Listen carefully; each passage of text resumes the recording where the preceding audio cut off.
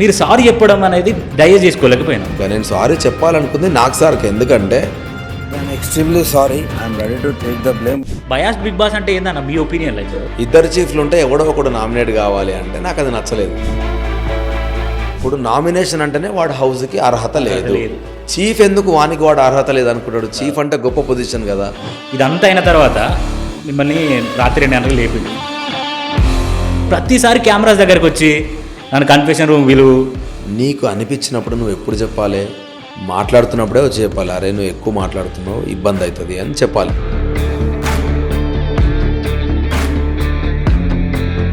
Hi hello నమస్తే, welcome to Social Post entertainment.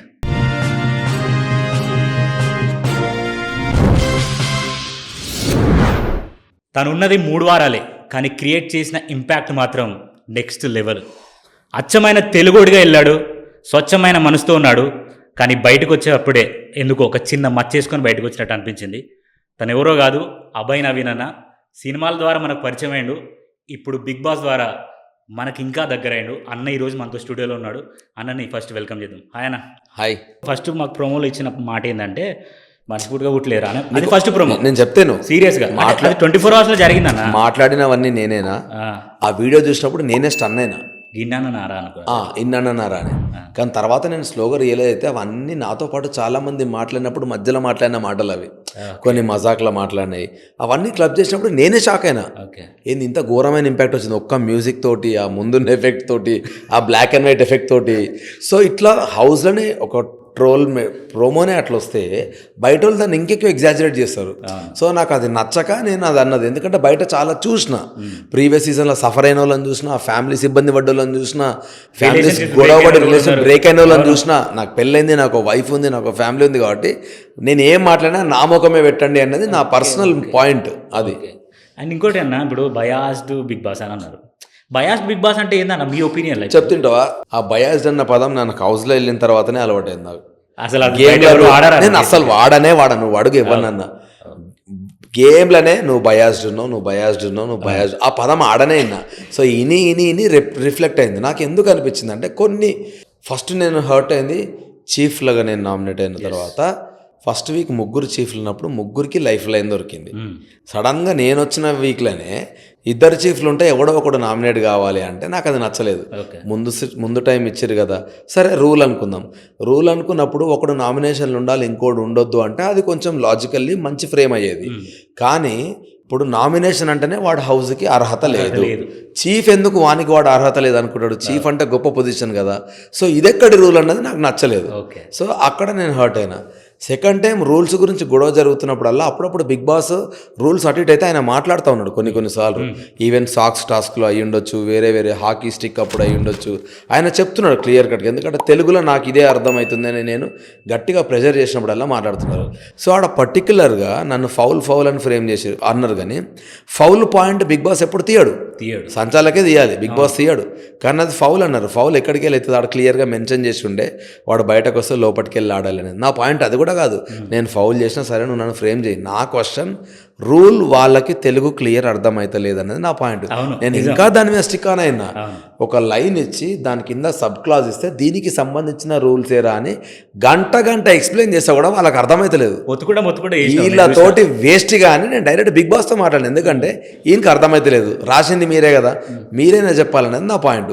So అక్కడ రాలేదు. దానివల్ల మాకేంది, రేషన్ పోయిన తర్వాత నెక్స్ట్ టైం కోడిగుడ్ల టాస్క్ ఆడినాం. కోడిగుడ్ల టాస్క్ ఆడిన తర్వాత ఫస్ట్ డే వాళ్ళు హయ్యెస్ట్ ఎగ్స్ వచ్చినప్పుడు వాళ్ళకి మా దాంట్లోకి ఒకరిని తీసే పవర్ ఇచ్చారు. వాళ్ళు ఏం చేశారు, అప్పటిదాకా వాళ్ళంతా చాలా నీట్గా గేమ్ అంటే ఇట్లుండాలి అట్లుండాలి, మీకు ధర్మం లేదు పద్ధతి లేదని మమ్మల్ని తిట్టిన క్యాండిడేట్లు అంతా అటు సైడ్ ఉండి, ఇప్పుడు ముందు రోజు నిఖిల్ నేను టాస్క్ ఆడుతున్నప్పుడు కట్టెలు ఇరిగిపోతే ఒకరి చేతిలో కట్టుండి ఒకరి చేతిలో స్టిక్ లేకపోతే మనం గేమ్ ఆడొద్దు, అది యుద్ధం కాదు, ఇన్ని మాటలు మాట్లాడిన వాళ్ళు మనకంట వీక్ ఉన్నాడు, నాకు దెబ్బలు పక్కకున్న తర్వాత కూడా మా ఇద్దరిలో ఎవరినో ఒకరిని తీసేయకుండా నబెల్ని తీసేసి మరి అదెక్కడి ధర్మం, అదెక్కడి యుద్ధం, ఇన్ని మాటలు నీతి మాటలు మాట్లాడి. సో నాకు అది అక్కడికే నచ్చట్లేదు. దాంట్లో ఓ క్యాండిడేట్ని తీసే ఆప్షన్ ఇచ్చినాక మళ్ళీ మేము బ్యాలెన్స్ టాస్క్లో మేము లీడ్లోకి వచ్చినాం. సో మేమేమనుకున్నాం, మనం లీడ్లోకి వచ్చినాం కదా, మనకు కూడా ఎవరికో తీసే ఆప్షన్ ఇస్తాడు, మనం పృథ్వీ గారిని తీసేస్తాం, వాడు అగ్రెసివ్ ఉన్నాడు, వాడిని తీసేసి గేమ్ ఆడదామని అనుకున్నాం. మరి మాకెందుకు ఇవ్వలేదు? సో ఒకటే వీక్లో నాకు 3 జరిగినప్పుడు నాకేమనిపిస్తుంది, అరే వన్ సైడ్ వెళ్తుంది అని అనిపించింది. సో నా కళ్ళకు అది అనిపించింది కాబట్టి ఈ వన్ సైడ్ రూల్కే అందరు బయాస్డ్ అన్నారు. సో అట్లా నువ్వు బయాస్డ్ ఉన్నావు అన్న పదం వాడిన. ఆ పదం నాకు అసలు బయట అలవాటే లేదు. అంటే నీ అచ్చ తెలుగు ఉండడం వల్ల ఎగ్జాక్ట్లీ. సో అది ప్రాబ్లం ఏంటంటే నాది ప్యూర్ తెలుగు, నేను కొంచెం సర్కాజం ఎక్కువ మాట్లాడతాను, నాది కొంచెం హ్యూమర్ ఎక్కువ ఉంటుంది కాబట్టి నా ఎక్కువ ప్రొజెక్ట్ అయినాయి బయట. అది నిజం. ఇంకొక విషయానికి వస్తానా, ఇప్పుడు ఇదంతా అయిన తర్వాత మిమ్మల్ని రాత్రి 2 గంటలకు లేపిండు, రేపి నిలబెట్టి బయటికి ఊరండి డోర్ ఓపెన్ చేసిండు. డోర్ ఓపెన్ చేసినప్పుడు సోనియా వచ్చి మీ దగ్గర అడిగింది, సారీ చెప్పరా నువ్వు, సారీ చెప్పరా. నేనెందుకు సారీ చెప్పా, నేను ఆల్రెడీ చెప్పినా. అయిపోయిన తర్వాత మీరు ప్రతిసారి కెమెరాస్ దగ్గరకు వచ్చి నన్ను కన్ఫెషన్ రూమ్ విలువ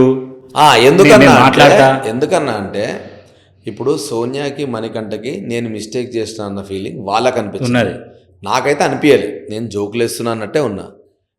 నీకు అనిపించినప్పుడు నువ్వు ఎప్పుడు చెప్పాలి, మాట్లాడుతున్నప్పుడే వచ్చి చెప్పాలి, అరే నువ్వు ఎక్కువ మాట్లాడుతున్నావు ఇబ్బంది అవుతుంది అని చెప్పాలి. యాజ్ ఎ ఫ్రెండ్గా చెప్పాలా లేదా?